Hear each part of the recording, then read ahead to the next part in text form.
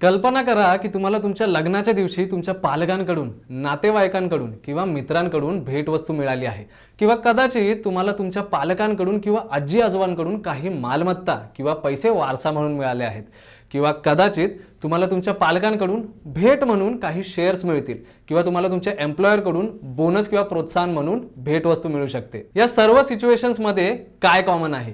ही सर्व भेटवस्तूंची उदाहरणे आहेत जी तुम्हाला तुमच्या आयुष्यात मिळू शकतात। पण भारतात या भेटवस्तूंवर कसा कर आकारला जातो हे तुम्हाला माहिती आहे का? त्यांच्यावर कर भरावा लागेल का? भरायचा असल्यास किती आणि केव्हा? आणि तुम्ही क्लेम करू शकता अशा काही सूट किंवा डिडक्शन्स आहेत का? या व्हिडिओमध्ये आम्ही या सर्व प्रश्नांची उत्तरे देणार आहोत। आम्ही स्पष्ट करू की आयकर कायद्यानुसार गिफ्ट म्हणजे काय, कोणती गिफ्ट्स गिफ्ट टॅक्स पासून मुक्त आहेत, आर्थिक गिफ्ट्सवर कर उपचार काय आहेत, मुव्हेबल आणि इममुव्हेबल प्रॉपर्टीवर कर उपचार काय आहे आणि भारतात भेटवस्तूंवर कर कसा जाहीर करायचा। तर आमच्याशी कनेक्टेड रहा आणि भारतातील गिफ्ट टॅक्स बद्दल सर्व काही जाणून घेण्यासाठी हा व्हिडिओ शेवटपर्यंत पहा। पण पुढे जाण्यापूर्वी या व्हिडिओला लाईक करायला आणि या चॅनलला सबस्क्राइब करायला अजिबात विसरू नका। व्हिडिओ सुरू करूया।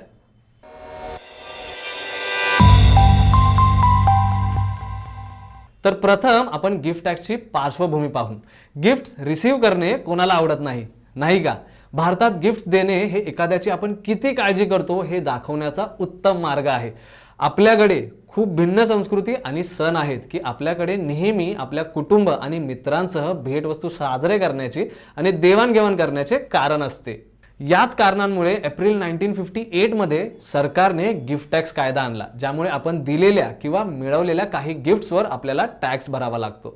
हा कायदा कॅश, चेक्स, ड्राफ्ट किंवा काही मूल्य असलेल्या इतर कोणत्याही भेटवस्तूंना लागू होतो। पण नंतर 1998 मध्ये त्यांनी हा कायदा रद्द केला आणि सर्व भेटवस्तू करमुक्त केल्या। पण थांबा, इथे एक कॅच आहे। 2004 मध्ये त्यांनी गिफ्ट टॅक्स नव्या पद्धतीने परत आणला आणि तो इन्कम टॅक्स रूल्स मध्ये जोडला गेला। आणि तेव्हापासून जर एखाद्या व्यक्तीला भेटवस्तू मिळाली, मग ते कॅश किंवा इममुव्हेबल प्रॉपर्टी असो किंवा 50,000 रुपयांपेक्षा जास्त किमतीची कोणतीही वस्तू असो, ते सामान्यतः टॅक्सेबल आहे। बरं, मग रिलेटिव्स कडून मिळालेल्या भेटवस्तू ही करपात्र आहेत का? नाही, ते करपात्र नाहीत। पण रिलेटिव्हची व्याख्या इन्कम टॅक्स रूल्स नुसार केली जाते, जी आपल्याला समजून घेणे आवश्यक आहे। रिलेटिव्स हा शब्द समजून घेण्याआधी आयकर कायद्यानुसार गिफ्ट्स म्हणजे काय ते समजून घेऊ। तर as per income tax act, भेटवस्तू पैसे आणि मुव्हेबल किंवा इममुव्हेबल प्रॉपर्टीच्या स्वरूपात असू शकते, जी एखाद्या व्यक्तीला अन्य व्यक्ती किंवा संस्थेकडून पेमेंट न करता किंवा पूर्ण पैसे न देता नेहमी मिळते। तर भारतात टॅक्सेबल असलेल्या भेटवस्तूंमध्ये या गोष्टींचा समावेश आहे: cash, draft, cheque, bank transfer इत्यादीद्वारे मिळालेले पैसे, त्यानंतर प्राप्त झालेली इममुव्हेबल प्रॉपर्टी जसे की लँड, बिल्डिंग आणि रेसिडेन्शियल किंवा कमर्शियल प्रॉपर्टी, त्यानंतर प्राप्त झालेली मुव्हेबल प्रॉपर्टी जसे की jewellery, shares, bonds, paintings, sculptures etcetera. So तुम्हाला अशा कोणत्याही भेटवस्तू नॉन रिलेटिव्स कडून मिळाल्यास तुमची भेट टॅक्सेबल असेल। आणि हो, भेटवस्तूचे मूल्य 50,000 रुपयापेक्षा जास्त असले पाहिजे। आता कोणत्या भेटवस्तू करमुक्त आहे हे जाणून घेण्यास तुम्ही उत्सुक आहात, तर ते आपण पाहूया। पहिलं आहे 50,000 रुपयापर्यंतची भेटवस्तू। आधी चर्चा केल्याप्रमाणे जर तुम्हाला 50,000 पर्यंतची किमतीच्या कोणतीही भेटवस्तू किंवा रोख रक्कम एका आर्थिक वर्षात मिळाली, तर तुम्हाला त्यावर कोणताही कर भरावा लागणार नाही। उदाहरणार्थ, तुमच्या मित्राने तुम्हाला 40,000 रुपये दिले तुमच्या वाढदिवसा तर ते करमुक्त आहेत। पण जर भेटवस्तू अगदी 51,000 असेल तर नंतर संपूर्ण 51,000 रुपयावर कर लागू होईल। नेक्स्ट आहे रिलेटिव्स कडून आलेले गिफ्ट्स। आयकर कायद्याने परिभाषित केल्यानुसार तुम्हाला तुमच्या रिलेटिव्स कडून कोणत्याही प्रसंगी भेटवस्तू मिळाल्यास तुम्हाला त्यांच्यावर कोणताही टॅक्स भरावा लागणार नाही। आणि सर्वात महत्त्वाचा भाग म्हणजे त्यांची किंमत किती आहे हे महत्त्वाचे नाही, पण यासाठी कोणाला नातेवाईक मानले जाते। बरं, आयकर कायद्यानुसार हे तुमचे नातेवाईक आहेत: तुमचा जोडीदार, तुमची भावंडे आणि त्यांचे जोडीदार, तुमच्या जोडीदाराची भावंडे आणि त्यांचे जोडीदार, तुमचे पालक आणि त्यांची भावंडे आणि जोडीदार, तुमचे आजी आजोबा, तुमच्या जोडीदाराचे पालक आणि त्यांची भावंडे आणि त्यांचे जोडीदार, तुमच्या जोडीदाराचे आजी आजोबा, तुमची मुले आणि त्यांचे जोडीदार, तुमची नातवंडे आणि त्यांचे जोडीदार। सो तुम्हाला या लोकांकडून काही भेटवस्तू मिळाल्या तर त्या टॅक्स फ्री आहेत। उदाहरणार्थ जर तुमचा भाऊ तुम्हाला दिवाळीसाठी 2 लाखांचा हार देतो तर ते टॅक्स फ्री आहे. आता इथे मी तुम्हाला एक प्रश्न विचारतो, जर तुम्हाला तुमच्या पत्नीच्या भावाकडून 70,000ची भेट मिळाली तर ते करपात्र आहे का? तुमची उत्तर आम्हाला कमेंट्समध्ये सांगा. याचं उत्तर मी तुम्हाला व्हिडिओच्या शेवटी देईन. आता एक गोष्ट लक्षात ठेवायची आहे, तुमच्या नातेवाईकांपैकी कोणी तुम्हाला एखादी भेटवस्तू दिली आणि तुम्ही ती कुठेतरी गुंतवली आणि त्यातून उत्पन्न मिळवले तर त्यावर मिळालेल्या उत्पन्नावर कर आकारला जाईल. उदाहरणार्थ जर तुमचा जोडीदार तुम्हाला 10 लाख रुपये देतो आणि तुम्ही ते फिक्स्ड डिपॉझिटमध्ये ठेवता आणि त्यातून व्याज मिळवता तर तुमचा इन्कम समजून त्या व्याजावर टॅक्स आकारला जाईल. आता बघूया पुढील भेटवस्तू जे टॅक्सेबल नाहीत, ते आहे लग्नामध्ये आलेले गिफ्ट्स. आता मोस्ट कॉमन क्वेश्चन जे लोक विचारतात ते आहे की लग्नात मिळालेल्या भेटवस्तू करपात्र कशा असतील? तर त्याचं साधं उत्तर आहे की ते करपात्र अजिबात नाही. याचा अर्थ असा की तुमच्या लग्नात मिळालेली कोणतीही भेटवस्तू, मग ती रोख रक्कम, मालमत्ता, शेअर्स किंवा दागिने असो, ते करपात्र असणार नाही. मग ते 50,000 रुपयापेक्षा जास्त असले तरीही, किंवा कोणत्याही मित्राकडून, शेजारी किंवा दूरच्या नातेवाईकांकडून प्राप्त होऊ द्या. उदाहरणार्थ जर तुमचा मित्र 60,000ची पेंटिंग तुम्हाला गिफ्ट म्हणून तुमच्या लग्नात देतो तर ती भेटवस्तू टॅक्सेबल नाही. आता जर तुम्हाला तुमच्या लग्नात तुमच्या मित्रांकडून 1 लाख रुपये मिळाले तर ते पैसे करपात्र होणार नाही. त्याचप्रमाणे जर तुमच्या काकूने तुम्हाला 2 लाख रुपयांची अंगठी केली तर तेही करपात्र होणार नाही. त्यामुळे तुम्हाला तुमच्या वेल विशर्सकडून जे काही भेटवस्तू घ्यायची असेल ती तुमच्या लग्नात मिळवा. नेक्स्ट आहे वारसा. आता जर तुम्हाला इच्छापत्राद्वारे किंवा वारसा हक्काद्वारे किंवा मालकाच्या मृत्यूद्वारे कोणतीही मालमत्ता, पैसा किंवा इतर कोणतीही मालमत्ता प्राप्त झाली असेल तर भेटवस्तू टॅक्सेबल होणार नाही. उदाहरण आपण बघूया. जर तुम्हाला तुमच्या पालकांकडून 1 कोटी रुपयाचे घर मिळाले असेल तर हा वारसा टॅक्सच्या अधीन नाही. तुम्ही एक गोष्ट लक्षात ठेवली पाहिजे, जर तुम्ही ही मालमत्ता रेंटने दिली आणि त्यातून रेंट मिळवला तर तुम्हाला रेंटच्या उत्पन्नावर टॅक्स भरावा लागेल. तुम्हाला हे उत्पन्न घोषित करावे लागेल आणि त्यावर टॅक्स भरावा लागेल. पुढे जर तुम्ही घर विकले तर तुम्हाला झालेल्या प्रॉफिटवर टॅक्स भरावा लागेल, जो long term capital gain tax म्हणून ओळखला जातो. आता कर सवलत गिफ्टचे दुसरे उदाहरण म्हणजे जेव्हा तुम्हाला पैसे किंवा मालमत्ता एका स्थानिक अधिकारी किंवा कोणतीही रेकॉग्नाइज्ड रिलिजियस ऑर चॅरिटेबल ऑर्गनायझेशन किंवा कोणताही फंड, फाउंडेशन, युनिव्हर्सिटी किंवा अदर एज्युकेशनल इन्स्टिट्यूशन्स, हॉस्पिटल किंवा मेडिकल इन्स्टिट्यूशन ऑर कोणताही ट्रस्टकडून मिळते. आता तुम्हाला माहिती आहे की कोणत्या भेटवस्तू करमुक्त आहेत. आता बघूया भेटवस्तू कधी करपात्र असतील ते. त्याआधी तुम्हाला हे माहीत असणे आवश्यक आहे की भेटवस्तू पैशाच्या रूपात, इमूवेबल प्रॉपर्टी लाईक हाऊस किंवा मूवेबल प्रॉपर्टी लाईक शेअर्स, ज्वेलरीच्या रूपात मिळू शकतात. तर प्रथम आर्थिक भेटवस्तूंवर कर कसा आकारला जाईल याबद्दल बोलूया. आधी चर्चा केल्याप्रमाणे एखाद्या व्यक्तीकडून कोणतीही मॉनिटरी गिफ्ट म्हणजे रोख, चेक, ड्राफ्ट, बँक ट्रान्सफर इत्यादी यावर कर आकारला जाईल, जरी ती आर्थिक भेट भारतात किंवा परदेशातील कोणाकडून मिळाली असेल तरीही. पण करपात्र होण्यासाठी विशिष्ट आर्थिक वर्षातील सर्व भेटवस्तूंचे एकूण मूल्य 50,000 पेक्षा जास्त असले पाहिजे. लग्नाव्यतिरिक्त असा दुसरा कोणताही प्रसंग नाही जेव्हा एखाद्या व्यक्तीला मिळालेल्या आर्थिक भेटवस्तूवर कर आकारला जात नाही. त्यामुळे वाढदिवस, वर्धापन दिन इत्यादी प्रसंगी मिळालेल्या आर्थिक भेटवस्तूंवर कर आकारला जाईल. समजून घेण्यासाठी एक उदाहरण पाहूया. 2023 आणि 24च्या या आर्थिक वर्षात अंजलीला तिच्या फ्रेंड्सकडून खालील भेटवस्तू मिळाल्या. पहिलं होतं, एका मैत्रिणीने तिला 1 जून 2023 रोजी 25,000 रुपये दिले. आणि दुसरा पॉईंट म्हणजे दुसऱ्या मित्राने तिला 1 डिसेंबर 2023 रोजी 28,000 रुपये दिले.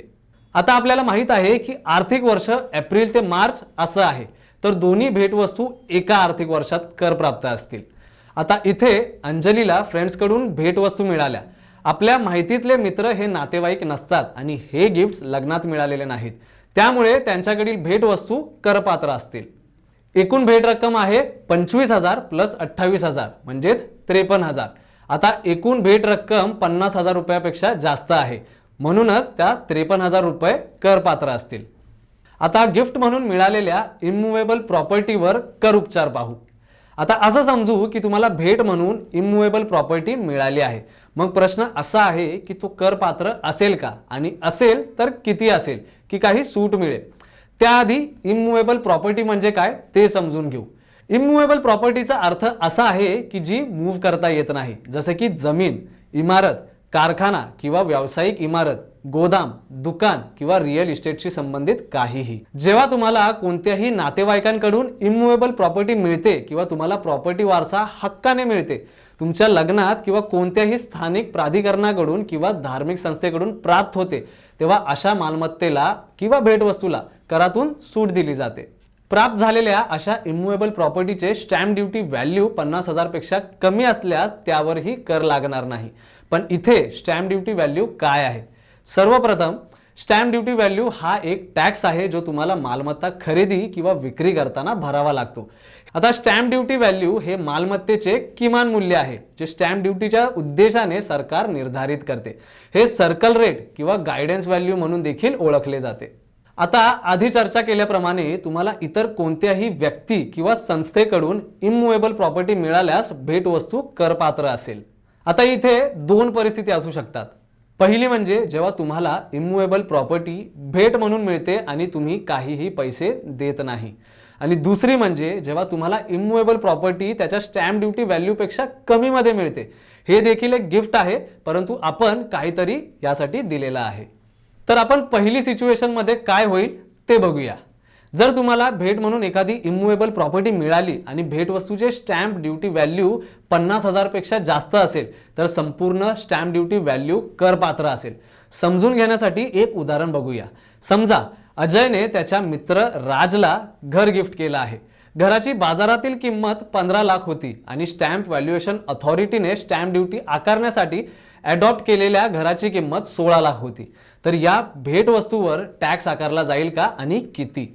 मालमत्ता एखाद्या मित्राने भेट म्हणून दिली आहे तर ती करपात्र असेल आणि स्टॅम्प ड्युटी व्हॅल्यू 50,000 रुपयापेक्षा जास्त असल्याने संपूर्ण स्टॅम्प ड्युटी व्हॅल्यू करपात्र असेल. म्हणजे 16 लाख आणि त्यावर इन्कम फ्रॉम अदर सोर्सेस या शीर्षकाखाली कर आकारला जाईल. आता जेव्हा तुम्हाला इमूव्हेबल प्रॉपर्टी त्याच्या स्टॅम्प ड्युटी व्हॅल्यूपेक्षा कमी किमतीत मिळते तेव्हा काय होईल ते पाहूया. इथे या प्रकरणात जर मालमत्तेसाठी भरलेली किंमत स्टॅम्प ड्युटी व्हॅल्यूपेक्षा कमी असेल आणि डिफरन्स 50,000 रुपये आणि मोबदल्याच्या 10% पेक्षा जास्त असेल तर मग एक्सेस ऑफ स्टॅम्प ड्युटी व्हॅल्यूवर कर आकारला जाईल. एक एक्झाम्पल बघूया आणि समजून घेऊया. राजाने अजयकडून 25,20,000 ला फ्लॅट खरेदी केला आहे असं समजू. स्टॅम्प ड्युटी आकारण्यासाठी स्टॅम्प व्हॅल्युएशन अथॉरिटीने दत्तक घेतलेल्या फ्लॅटची किंमत 28 लाख होती. तर किती कर आकारला जाईल? प्रथम स्टॅम्प ड्युटी व्हॅल्यू खरेदी किमतीपेक्षा 50,000 आणि भरलेल्या किमतीच्या 10% पेक्षा जास्त आहे का ते पाहूया.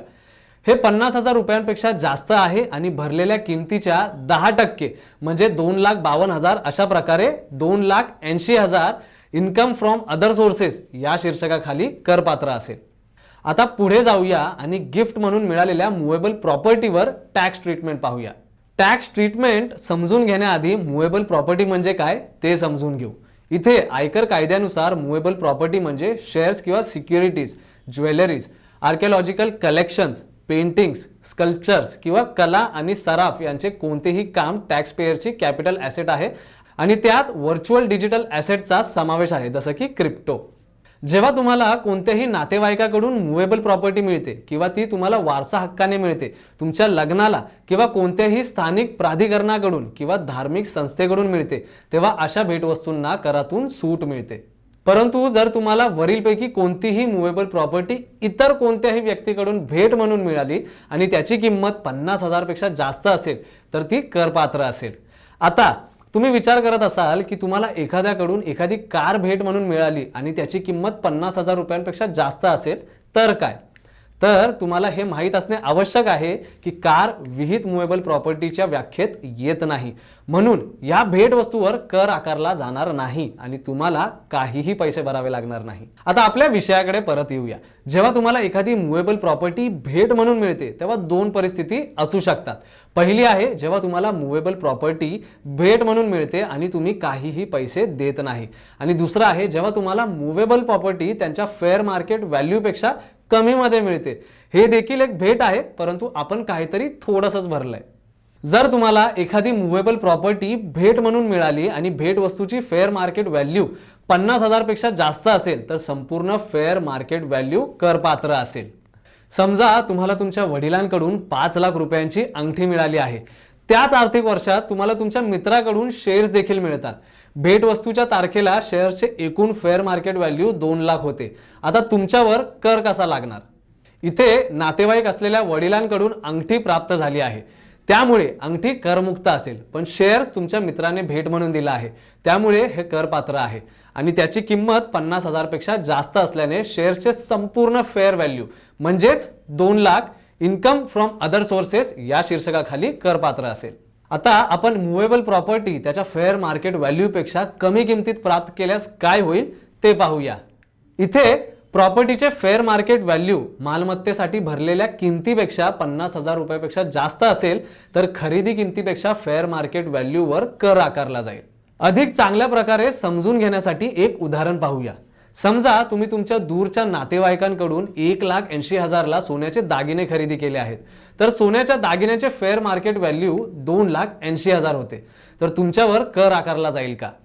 हो, तुम्ही दागिने त्यांच्या फेअर मार्केट व्हॅल्यूपेक्षा कमी किमतीत खरेदी केल्यामुळे तुमच्यावर कर आकारला जाईल. आणि भेट तुम्हाला तुमच्या दूरच्या नातेवाईकाने दिली होती, तर इन्कम फ्रॉम अदर सोर्सेस या शीर्षकाखाली 1 लाख रुपयांचा कर पात्र असतील. भारतात भेटवस्तूंवर कसा कर आकारला जातो याचे समरी टेबल इथे आहे. इथे लक्षात घेण्यासारखा हा एक महत्त्वाचा पॉइंट असा की सर्व भेटवस्तू क्लासिफिकेशन जसे की पैसा, इम्मुवेबल प्रॉपर्टी आणि मुवेबल प्रॉपर्टी यांना स्वतंत्र मर्यादा आहेत आणि ते एकत्रित नाही. उदाहरणार्थ आपण काय ते बघून घेऊया. जर तुम्हाला पैसे म्हणून 40,000 रुपयांची भेट आणि मालमत्ता म्हणून 40,000 रुपयांची भेट मिळाली तर कोणतीही टॅक्स लायबिलिटी असणार नाही, कारण भेटवस्तूंच्या प्रत्येक वर्गीकरणाची स्वतंत्र 50,000 रुपये मर्यादा आहे. तर आता तुम्हाला भेटवस्तूंवर कर कसा लावला जातो हे माहिती आहे. पुढचा महत्त्वाचा प्रश्न हा आहे की भारतात भेटवस्तूंवर कर कसा जाहीर करायचा. जेव्हा तुम्हाला भेटवस्तूवर टॅक्स भरावा लागतो तेव्हा तुम्हाला त्या भेटवस्तूची किंमत किती आहे याची माहिती टॅक्स अधिकाऱ्यांना द्यावी लागते. तुम्ही तुमचा इन्कम टॅक्स रिटर्न फाईल केल्यावर आणि इन्कम फ्रॉम अदर सोर्सेस या कलमाखाली भेटवस्तू नमूद केल्यावर तुम्हाला हे करावे लागेल. अशा प्रकारे त्या आर्थिक वर्षात तुम्हाला भेटवस्तूमधून किती अतिरिक्त उत्पन्न मिळाले हे अधिकाऱ्यांना कळते. मग तुमचे एकूण उत्पन्न आणि इन्कम टॅक्स स्लॅब रेटवर आधारित तुम्हाला टॅक्स भरावा लागेल. त्यामुळे तुम्ही सर्वोच्च आयकर ब्रॅकेटमध्ये असल्यास तुम्हाला आर्थिक वर्षात मिळणाऱ्या भेटवस्तूंवर 30% कर भरावा लागेल. आता मी तुम्हाला सुरुवातीला विचारलेल्या प्रश्नाची उत्तर देण्याची वेळ आली आहे. जर तुम्हाला तुमच्या पत्नीच्या भावाकडून 70,000 रुपयांची भेट मिळाली तर ते करपात्र असेल का? हा तो सुरुवातीचा प्रश्न होता. उत्तर आहे नाही, कारण ही भेट तुमच्या पत्नीच्या भावाकडून मिळाली आहे जो नातेवाईक आहे. शेवटी मी तुम्हाला एवढंच सांगेन की तुमचा आयकर अचूकपणे घोषित करण्यासाठी भारतात गिफ्ट टॅक्स आकारणी कशी काम करते हे समजून घेणे आवश्यक आहे. तुम्ही तुमच्या इन्कम टॅक्स रिटर्न्स भरण्याची तयारी करत असताना तुमच्या टॅक्सचा बोजा कमी करण्यासाठी ही एक स्मार्ट मूव्ह असू शकते. अशा प्रकारे तुम्ही न भरलेल्या टॅक्ससाठी इन्कम टॅक्स डिपार्टमेंटकडून आलेल्या कोणत्याही सरप्राईज नोटीसपासून दूर राहाल आणि तुम्हाला तुमच्या भेटवस्तूंचाही आनंद लुटता येईल. तर हे सर्व होतं आजच्या व्हिडिओबद्दल. जाण्यापूर्वी तुम्हाला भारतात NRI गिफ्ट टॅक्सवर वेगळा व्हिडिओ हवा असेल तर आम्हाला कमेंट सेक्शनमध्ये नक्की कळवा. आणि जर तुम्हाला हा व्हिडिओ उपयुक्त वाटला असेल तर याला थम्सअप द्यायला विसरू नका आणि तुमच्या मित्रांसह शेअर करा.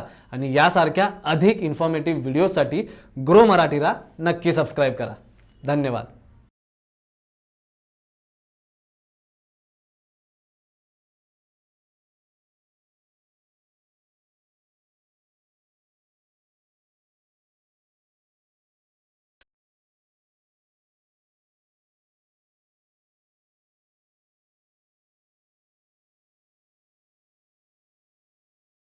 Investment in securities market are subject to market risks. Read all the related documents carefully before investing. Please read the risk disclosure documents carefully before investing in equity shares, derivatives, mutual fund, and or other instruments traded on the stock exchanges.